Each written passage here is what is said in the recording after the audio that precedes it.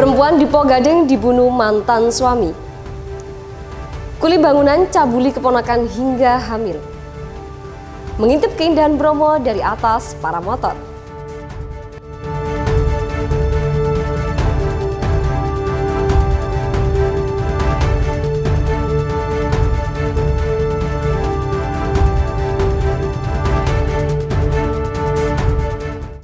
Assalamualaikum pemirsa, selain ketiga informasi tadi, sejumlah informasi dari Pasuruan dan sekitarnya telah disiapkan tim redaksi bersama saya, Hiyatus Solihah. Inilah Pasuruan sepekan selengkapnya.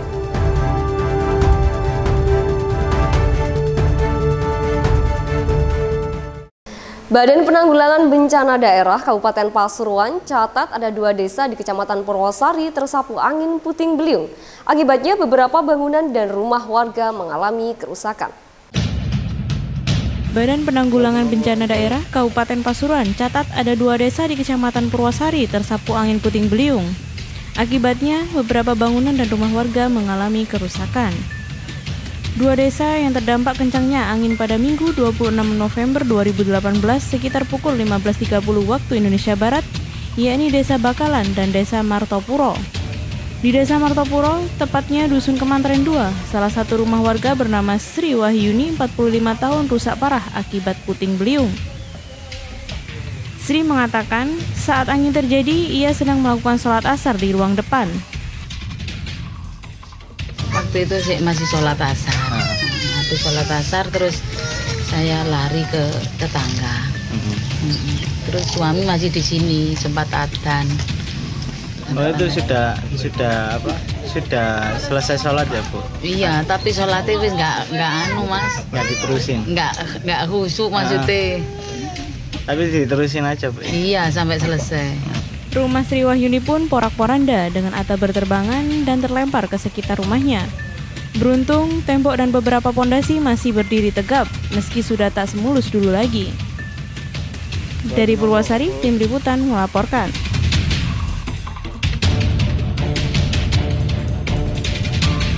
Sementara itu di Probolinggo, pemirsa, hujan deras mengguyur kawasan lereng Gunung Bromo. Akibatnya salah satu jembatan penghubung 2 desa putus tersapu banjir. Hujan deras mengguyur kawasan lereng Gunung Bromo, Kabupaten Probolinggo. Akibatnya salah satu jembatan penghubung 2 desa putus tersapu banjir. Berdasarkan informasi, jembatan penghubung itu hanya terbuat dari bambu. Jembatan terbentang sepanjang 50 meter menghubungkan Desa Menyono, Kecamatan Kuripan dengan Desa Patalan, Kecamatan Wonomerto, Kabupaten Probolinggo. Saat lahar dingin menerjang jembatan, hujan yang mengguyur tak begitu deras. Namun, di kawasan Gunung Bromo, hujan lebat sudah mengguyur sejak Rabu pukul 1 siang hingga sore. Akibatnya akses antara 2 desa dan 2 kecamatan ini tersendat. Warga harus memutar sejauh 15 hingga 20 km untuk bisa mencapai desa seberang.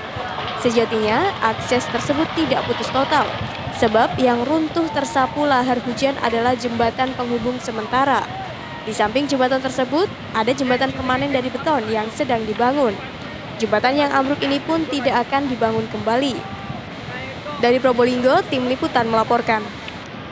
Beralih ke informasi kriminal, seorang perempuan ditemukan tewas dengan luka pada wajah setelah terkena lemparan bondet di Jalan Raya Pogadeng, Kecamatan Paserpan, Kabupaten Pasuruan. Korban disebut dibunuh oleh mantan suami sirinya. Warga Desa Pogadeng, Kecamatan Paserpan, Kabupaten Pasuruan dibuat geger pada Rabu petang. Pasalnya, jasad seorang perempuan bernama Husnia, 40 tahun, warga Desa Winung, Kecamatan Paserpan, tewas usai dibondet oleh suami sirinya di jalan raya setempat.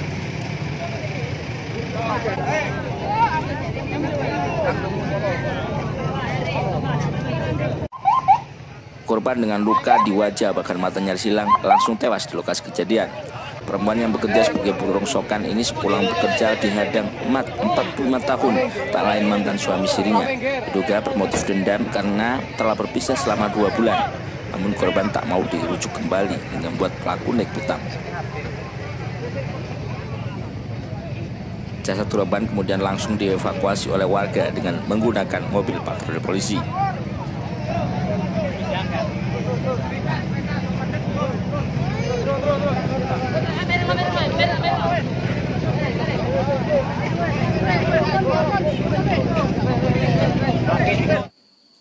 Jasad korban dibawa ke Rumah Sakit Dr. R. Sudarsono guna dilakukan visum et repertum.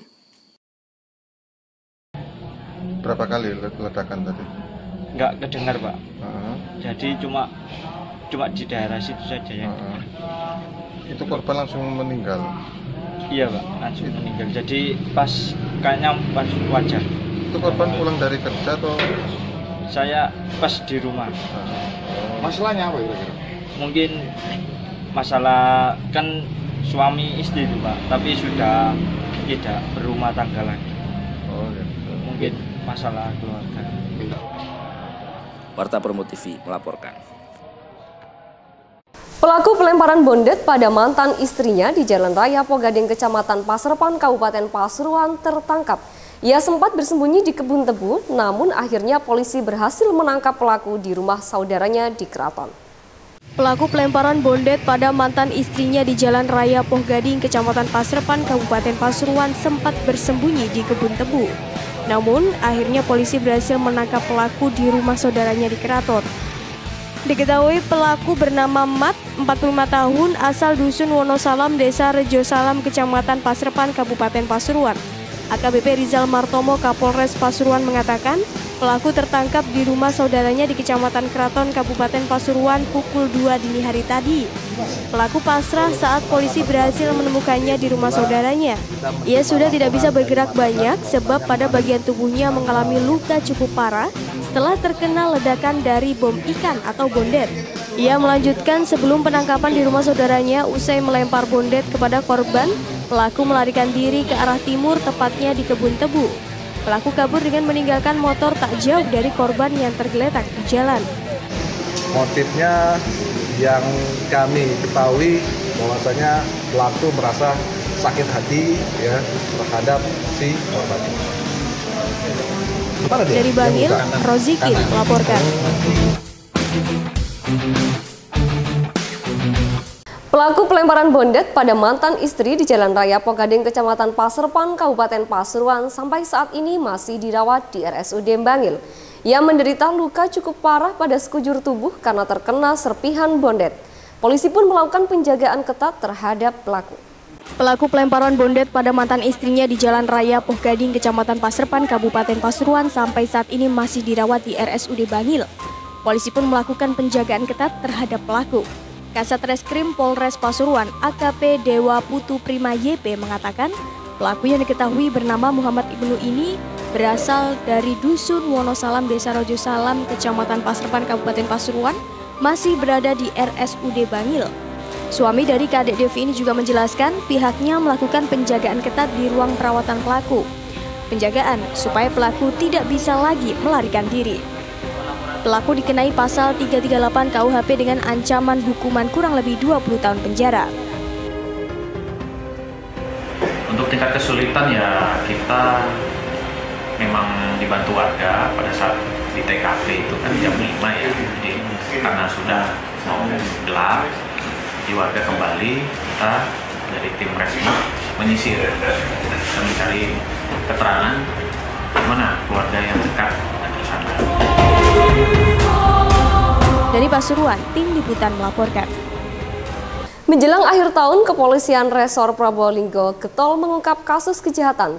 Dalam 2 pekan sudah ada 19 tersangka yang berhasil diamankan. Menjelang akhir tahun, Polres Probolinggo getol mengungkap kasus kejahatan. Dalam 2 pekan sudah ada 19 tersangka yang berhasil diamankan. Mereka terlibat berbagai kasus kejahatan sehingga menjadi atensi pihak kepolisian.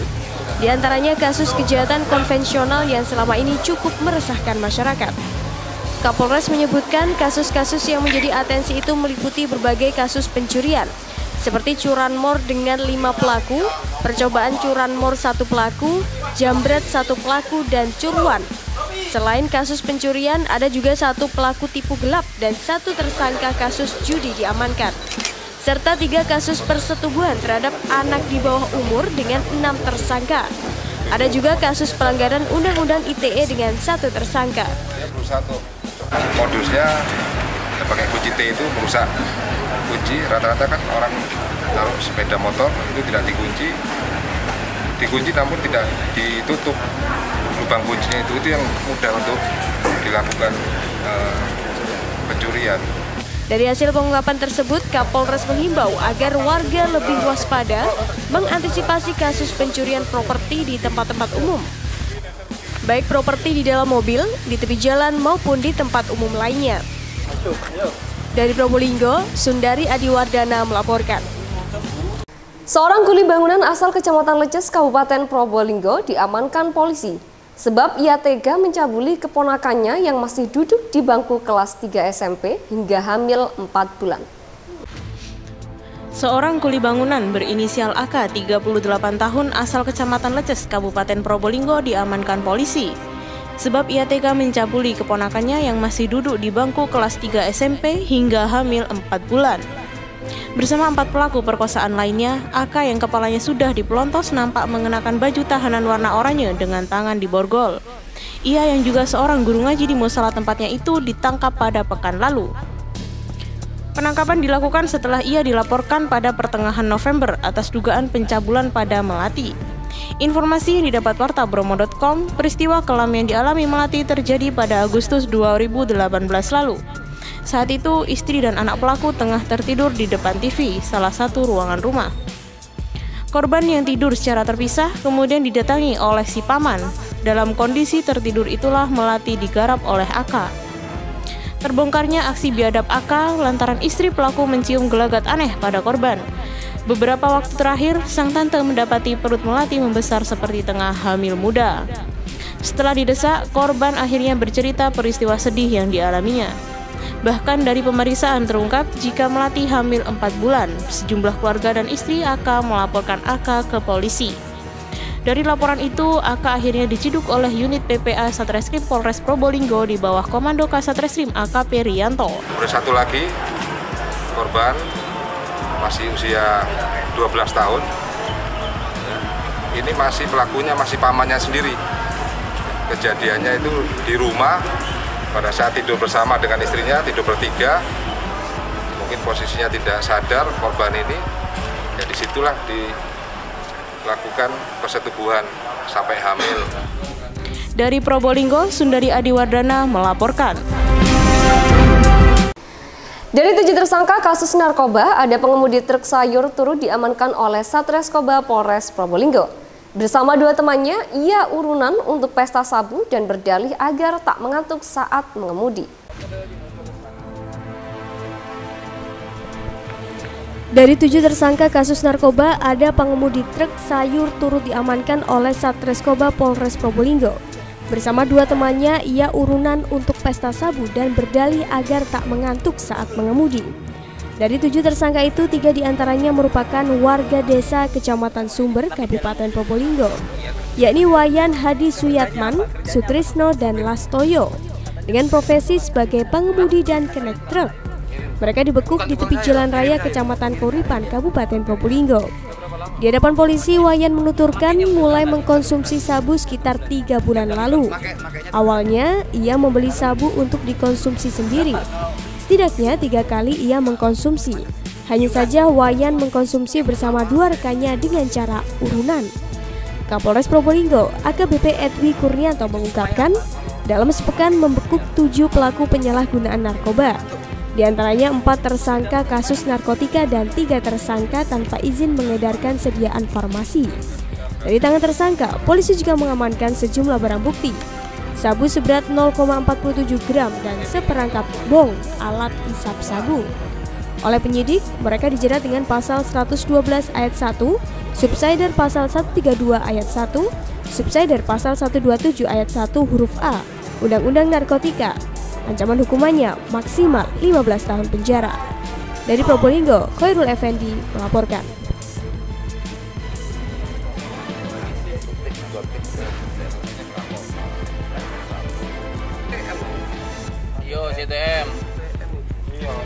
Jadi kita selama 1 minggu kita berhasil mengungkap kasus tindak pidana narkoba. Ada 5 LP yang kita tangani dan 7 tersangka sudah kita amankan.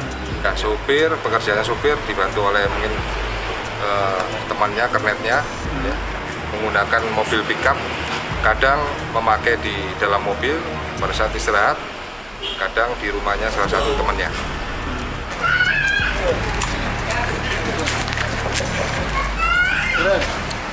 Ribuan butir narkoba dan sabu berhasil diamankan Sat Narkoba Polres Pasuruan. Peredaran narkotika ini paling banyak berada di wilayah barat Kabupaten Pasuruan. Ribuan butir narkoba dan sabu berhasil diamankan Sat Narkoba Polres Pasuruan. Peredaran narkotika ini paling banyak berada di wilayah barat Kabupaten Pasuruan. Peredaran narkoba yang berjumlah ribuan butir itu kebanyakan terjadi di wilayah Pasuruan Barat. Di antaranya Kecamatan Pandaan, Prigen, Beji, dan Bangil. Kebanyakan dari tersangka ini tidak mempunyai pekerjaan alias pengangguran. Hal itu yang membuat mereka nekat berjualan barang haram. Polres Pasuruan Kabupaten berhasil mengungkap khususnya kasus narkoba, ada 8 kasus yang kami ungkap dengan 8 LP. Kemudian dari 8 LP ini terdiri dari 11 tersangka yang kami amankan. Kemudian wilayahnya semua wilayah Polres Pasuruan.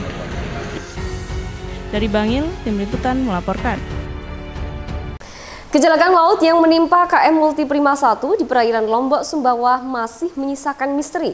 Komisi Nasional Keselamatan Transportasi meminta keterangan 7 ABK KM Multiprima 1 yang selamat. Pemeriksaan dilakukan secara tertutup. Komisi Nasional Keselamatan Transportasi KNKT memintai keterangan 7 ABK KM Multiprima 1 yang selamat. Pemeriksaan dilakukan secara tertutup di kantor Kesyah Bandaran dan Otoritas Pelabuhan Kelas 4 Probolinggo. Pihak KNKT melakukan pemeriksaan di kantor yang terletak di Jalan Tanjung Tembaga Timur itu untuk mengetahui secara pasti penyebab karamnya kapal kargo Multiprima 1 di perairan Sumbawa. Ketujuh korban selamat itu meliputi Haji Jamaluddin, Bob Kris Butar-Butar, Rahmatullah, Debialot Sastria, Zainal Arifin, Benyamin Heluk, dan Aldi Hidayat. Kendati demikian, pihak KNKT tidak membeberkan hasil pengumpulan keterangan tersebut. KNKT berdalih keterangan masih bersifat data dan harus diolah kembali. Usai diolah, data tersebut akan menjadi semacam animasi untuk mengilustrasikan tenggelamnya kapal motor Multiprima 1. Pemeriksaan berlangsung sejak sore hari. Hingga berita ini dituliskan, pihak KNKT masih meminta keterangan dari para ABK yang selamat. Sementara itu, pihak Basarnas masih terus melakukan upaya pencarian 7 korban lainnya yang masih dinyatakan hilang. Selanjutnya, untuk para korban selamat rencananya akan segera diserahkan ke pihak perusahaan pelayaran. Jadi tujuan kami datang kemari hanya itu saja. Kita mencari fakta-fakta, mencari data. Tentu dari yang kita dapat itu dari awak kapal yang selamat. Kita mengumpulkan berbagai informasi sebanyak mungkin, dan kita juga akan upayakan ke perusahaan, ya. Jadi itu saja tujuan kami, hanya mencari fakta.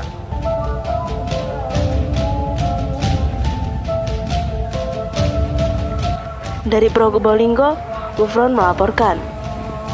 Ratusan tukang ojek di Kabupaten Probolinggo melakukan aksi demo di depan alun-alun Kraksan. Mereka menuntut Capres Prabowo Subianto minta maaf kepada pengemudi ojek karena dinilai telah melecehkan profesi ojek. Ratusan tukang ojek di Kabupaten Probolinggo melakukan aksi demo di depan alun-alun Kraksan Senin 25 November 2018. Mereka menuntut Capres Prabowo Subianto meminta maaf kepada pengemudi ojek karena dinilai telah melecehkan profesi ojek. Sebelum berorasi di alun-alun Kraksan, sekitar 200 tukang ojek berkumpul di Gelora Merdeka, Desa Kebon Agung. Dengan melakukan konvoi, ratusan tukang ojek ini menuju alun-alun yang berjarak sekitar 3 km. Sepanjang perjalanan, mereka membetot gas dalam-dalam. Aksi damai itu berlangsung sekitar 1 jam. Dalam orasinya, mereka menyebut bahwa apa yang disampaikan Capres Prabowo tidaklah wajar. Pengemudi ojek merasa tersinggung dengan perkataan itu. Menyentil pekerjaan tukang ojek yang dianggap merendahkan dan meremehkan pekerjaan yang halal. Ya, karena kami merasa diremehkan, Mas. Karena kami sebagai lintas ojek, kami selalu dikucilkan seperti itu. Jadi kami tidak mau digitukan. Jadi kami sebagai tukang ojek mencari rezeki yang halal dan tidak merugikan negara dan tidak merugikan masyarakat, seperti itu. Jadi saya memohon kepada Capres untuk kedepannya tolong jangan hina kami dan jangan remehkan kami. Sekian, terima kasih. Dari Probolinggo, Tim Liputan melaporkan. Sejumlah kantor organisasi perangkat daerah di Kota Pasuruan ditetapkan sebagai kawasan tanpa rokok. Hanya saja masih 8 OPD masuk KTR. Selain akan dibentuk Satgas untuk pengawasannya. Sejumlah kantor organisasi perangkat daerah OPD di Kota Pasuruan ditetapkan sebagai kawasan tanpa rokok. Hanya saja masih 8 OPD masuk dalam KTR. Selain akan dibentuk Satgas untuk pengawasannya. Pencanangan KTR di sejumlah titik ini memang baru dilakukan menjelang akhir tahun 2018 dengan menggandeng instansi yang berhubungan dengan fasilitas umum. Di antaranya Dinas Kesehatan, Dinas Pendidikan dan Kebudayaan, Bapelitbangda, DLHKP, Disperindak, Kemenak, Dishub, dan Disparpora. Di luar ke-8 OPD itu, ruang Wali Kota Pasuruan serta kesekretariatan selain RSUD juga ada pelarangan merokok. Tentu saja jumlah ini tak sampai separuh dari jumlah OPD di lingkungan pemerintah Kota Pasuruan yang berjumlah 36. Jumlah itu terdiri dari 21 dinas, 6 badan, dan 9 bagian. Sementara ini, Hartanto, Kepala Bidang Kesmas Dinkes Kota Pasuruan menyatakan yang benar-benar ditekankan adalah instansi yang kerap bersinanggungan dengan anak seperti sekolah, taman bermain, serta fasilitas umum seperti rumah sakit. Di lain kesempatan, PLT Wali Kota Pasuruan, Raharto Teno Prasetyo, usai menghadiri Hari Kesehatan Nasional di Kota Pasuruan, mengungkapkan komitmen ini merupakan upaya Kota Pasuruan untuk membangun wilayah bebas asap rokok dan mendukung program pemerintah terkait zona sehat. Kawasan tanpa rokok, pemerintah Kota Pasuruan saat ini mencanangkan kawasan tanpa rokok di beberapa daerah, khususnya untuk zona kesehatan, di zona pendidikan, zona pelayanan pabrik. Harapannya memang Kota Pasuruan ke depan bisa menjadi sehat, menjalankan hidup sehat, untuk kawasan-kawasan rokok diatur dalam zona-zona tertentu. Komitmen pemerintah terhadap KTR adalah kita saling menjaga, jadi kita berkomitmen kuat terhadap program pemerintah yaitu kawasan tanpa rokok dan kawasan zona sehat. Dari Kota Pasuruan, Tim Liputan melaporkan. Sebuah video wedding proposal salah seorang pengusaha viral di sosial media. Dalam video tersebut, sepasang kekasih ini melakukan prewedding di 5 benua. Diperkirakan biaya mulai lamaran hingga pernikahan mencapai triliunan rupiah.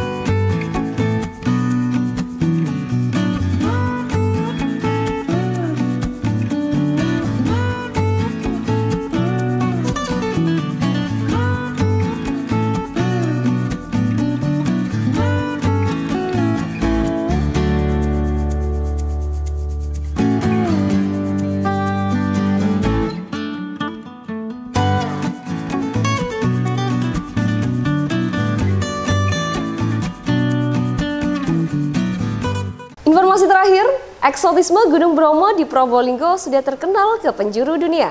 Kali ini ada cara baru untuk menikmati keindahan Bromo, yakni dari ketinggian dengan paramotor. Penasaran kan? Berikut liputannya.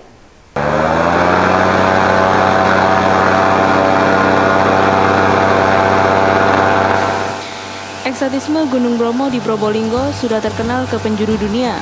Kali ini ada cara baru untuk menikmati keindahan Bromo, yakni via ketinggian dengan paramotor. Jika biasanya wisatawan datang dan menikmati Bromo dengan cara konvensional, kali ini ada yang berbeda. Komunitas pencinta paramotor mencoba terbang di atas kaldera Bromo untuk menikmati keindahan gunung api aktif tersebut. Ada sensasi tersendiri ketika kaki sudah tidak menapak tanah. Seluruh emosi dan pikiran negatif seketika hilang, manakala pandangan disuguhi keindahan Bromo dari ketinggian. Sensasi berada di atas Bromo sendiri sangat indah dan tak terlupakan. Namun, untuk bisa terbang di atas kaldera Bromo dengan paramotor bukan perkara mudah. Tipikal angin lokal yang tidak terpengaruh oleh angin di luar kaldera Bromo menjadi tantangan tersendiri bagi pilot paramotor. Salah perhitungan, maka nyawa taruhannya. Butuh kegigihan, perhitungan tepat dan kerja keras untuk bisa terbang di atas kaldera Bromo. Tak hanya dewasa, anak-anak pun juga berminat untuk bisa terbang dengan parasut di atas lautan pasir. Dengan pengawasan instruktur dan orang dewasa tentunya. Ya, di Bromo lokasinya spesial karena di satu kaldera yang luas sekali, jadi sangat tergantung lokal climate. Jadi di lokal sini sangat beda dengan yang di luar. Forecast weather menyatakan angin dari utara, tapi di sini bisa dari mana-mana. Jadi trikinya itu untuk menyesuaikan arah take off maupun arah landing, itu saja sih. Kemudian yang kedua karena daerahnya memang kaldera itu ada turbulen di mana-mana kalau angin sudah kencang. Jadi bagusnya pagi-pagi atau sore-sore. Keistimewaannya sendiri apa, Pak? Wah, spesial. Ini mungkin di seluruh dunia hanya ada satu kita bisa terbang di atas crater. Pemandangannya ya, Mbak ya. Bagus ya. Apalagi kalau tandem. Kita kalau perempuan kan belum berani ya kalau para motor sendiri. Tandem sama suami paling enggak kayak paling romantis. Pemandangannya keren. Apa aja yang bisa dilihat? Kalau saya tadi kan tandemnya udah di atas Gunung Batok sana. Jadi kita seakan-akan duduk di atas gunung, dimana nggak keren. Terus juga di atas pinggir kawah. Rasanya seru banget, tapi aku juga agak takut karena anginnya agak-agak kenceng. Takutnya, waduh nanti ke kawah gimana. Tapi keren banget. Dari Probolinggo, Tim Liputan melaporkan. Informasi tadi menjadi akhir dari Pasuruan sepekan hari ini. Mewakili tim redaksi yang bertugas, Hiliatus Solihah pamit. Wassalamualaikum warahmatullahi wabarakatuh dan sampai jumpa.